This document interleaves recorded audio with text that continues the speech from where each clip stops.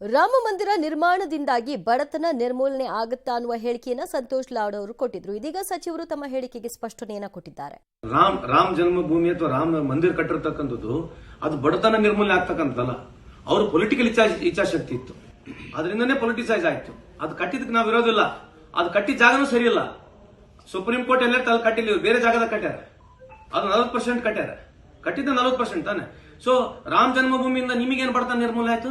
ನಮ್ಮ ಊರಾಗ, ನಮ್ಮ ಹಳ್ಳಿಯಾಗ, ನಮ್ಮ ಅಕ್ಕ ತಂಗಿರಿಗೆ ಏನು ಬಂದಿರ್ತದೆ ಆಗ್ಲಿ, ಅದು ಇರ್ಲಿ. ನಮಗೆ ಅದ್ರ ಬಗ್ಗೆ ವಿರುದ್ಧ, ಬಟ್ ಅದನ್ನ ಹೇಳಕ್ ಕೊಟ್ಟು ಕೇಳ್ತೀರಿ ನೀವು. ಬೇಕು, ಎಲ್ಲರೂ ಬೇಕು. ನಮಗೆಲ್ಲ ದೇವರುಗಳು ಬೇಕು. ನಮಗೆ ಸಿಖ್ ಬೇಕು, ಇಸಾಯಿ ಬೇಕು, ಜೀಸಸ್ ಬೇಕು. ಇವ್ರಿಗೇನು ಪ್ರಾಬ್ಲಮ್ ಏನು? ಇವ್ರದ್ದು ಯಾವ ಕಾರಣಕ್ಕೆ ಜಾಗ ಸರಿ ಇಲ್ಲ ಅಂತಿದ್ದಾರೆ. ಅಂದ್ರೆ ಜಾಗ ಸರಿ ಇಲ್ಲ ಅಂತ ಹೇಳಿರ್ತಕ್ಕಂಥದ್ದಲ್ಲ. ಸುಪ್ರೀಂ ಕೋರ್ಟ್ ಏನು ಕೊಟ್ಟಿತ್ತು ಅದ್ರ ಮೇಲೆ ಎಕ್ಸ್ಟ್ರಾ, ಅಂದ್ರೆ ಅದೇ ಜಾಗದಲ್ಲಿ ಎಕ್ಸ್ಟ್ರಾ ಜಾಗ ತಗೊಂಡು ಆ ಜಾಗ ಕಟ್ಟಿದಾರೆ ಅಂತ ಜನರಲ್ ಆಗಿ ಹೇಳಿರ್ತಕ್ಕಂಥ ಕಮೆಂಟ್.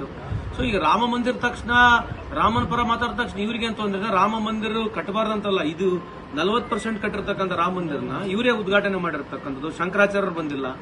ಸೊ ನನಗೆ ಗುರುತಲ್ಲ ಏನ್ ಚರ್ಚೆ ಕಡೆ ಏನ್ ನಡೀತಾ ಇದೆ ಗುರುತಲ್ಲ. ಯಾಕಂದ್ರೆ ನೀವು ಕೇಳ್ತಕ್ಕಂಥ ಪ್ರಶ್ನೆ ನನಗೂ ಸರಿಯಾಗಿ ಎಕ್ಸಾಕ್ಟ್ಲಿ ಗುರುತಲ್ಲ. What is the question you want ask? ಕೇಳ್ತಾ ಇರೋದು, ನೀವು ಬೆಳಗ್ಗೆ ಹೇಳಿಕೆಯನ್ನು ಕೊಟ್ರಿ, ರಾಮ ಮಂದಿರ ಕಟ್ಟಿದ್ರಿಂದ ಬಡವರಿಗೆ ಹೊಟ್ಟೆ ತುಂಬುತ್ತಾ ಅಂತ ಹೇಳಿದ್ದಾರೆ. ಹೌದು ಅಲ್ರಿ, ರಾಮ ಮಂದಿರ ಕಟ್ಟಿರೋದ್ರಿಂದ ನಾನೊಬ್ಬ ಹಿಂದೂನೇ, ಅದರಿಂದ ನೇರವಾಗಿ ಏನು ಬಡವ್ರಿಗೆ ಅನುಕೂಲ ಆಗ್ತಕ್ಕಂಥದ್ದು ಏನು ಕಾಣಲ್ಲ. ದೇವ್ರ ಭಕ್ತಿ ಎಲ್ಲರಿಗಿದೆ.